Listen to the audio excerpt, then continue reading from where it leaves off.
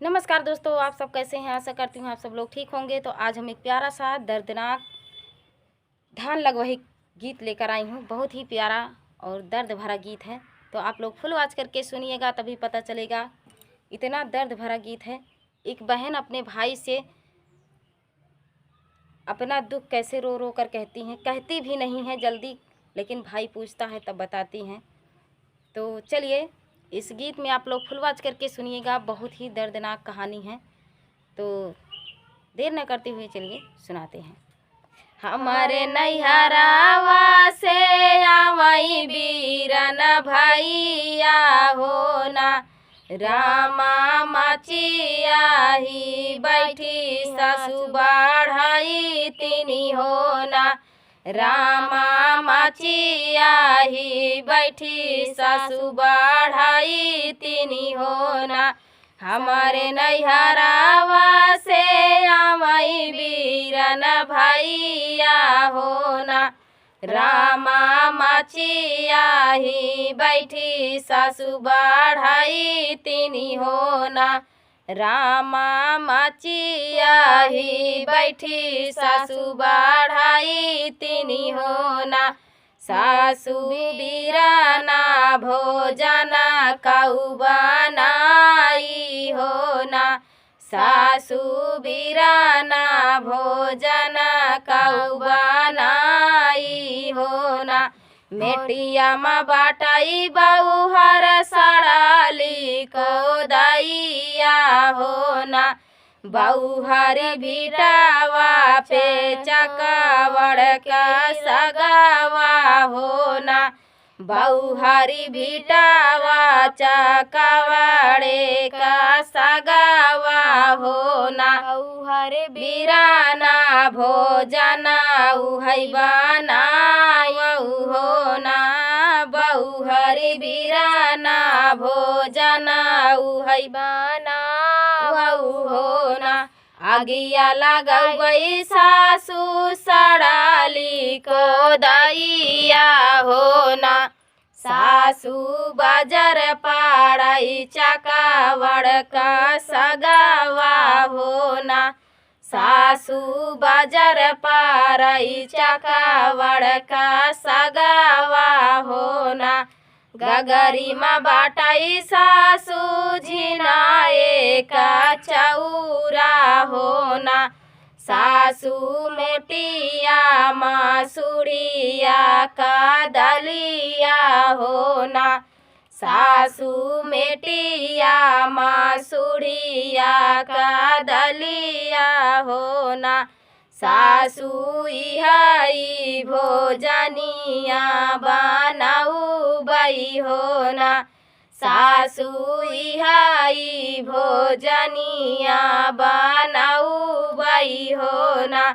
जेवाना जेवाना बैठे सारा बहानोइया हो ना, आरे बीराना के आंसू ढूर कैला गई हो ना, आरे बीराना के आंसू ढूर कैला गई हो ना।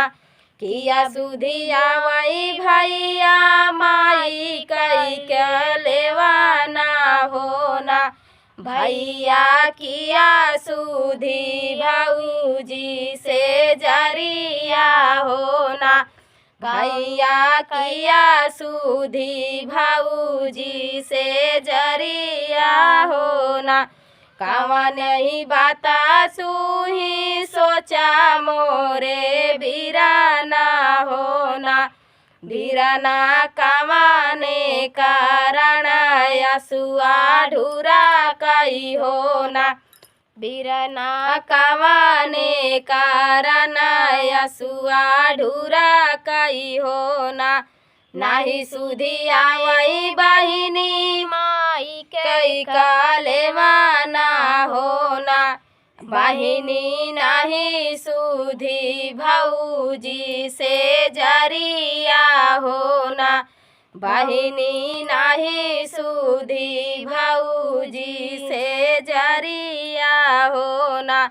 बहिनी रोए त रोए बहिनी तोहरी बतिया हो ना।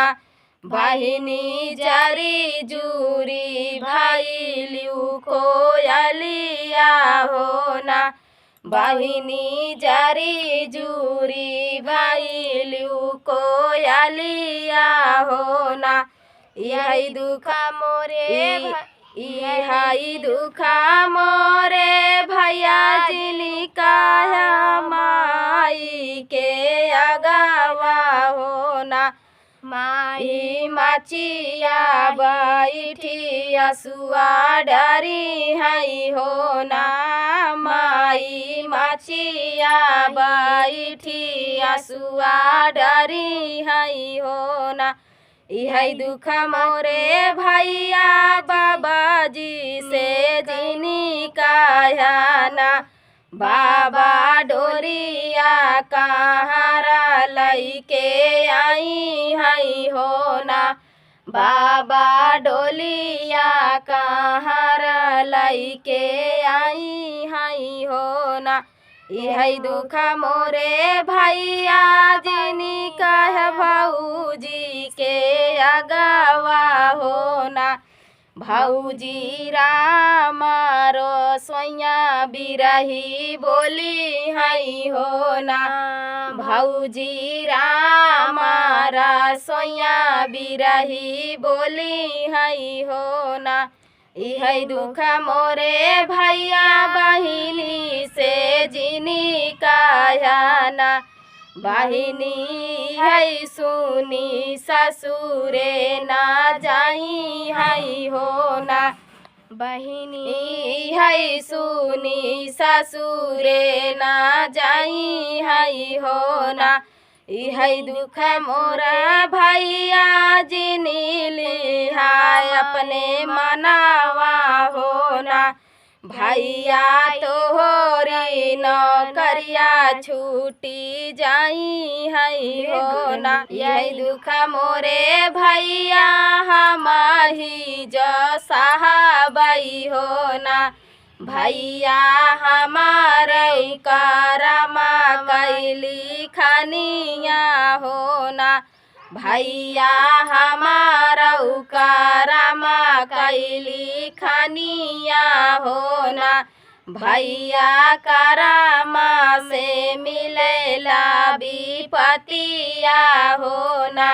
भैया करमा से मिलेला विपतिया हो ना।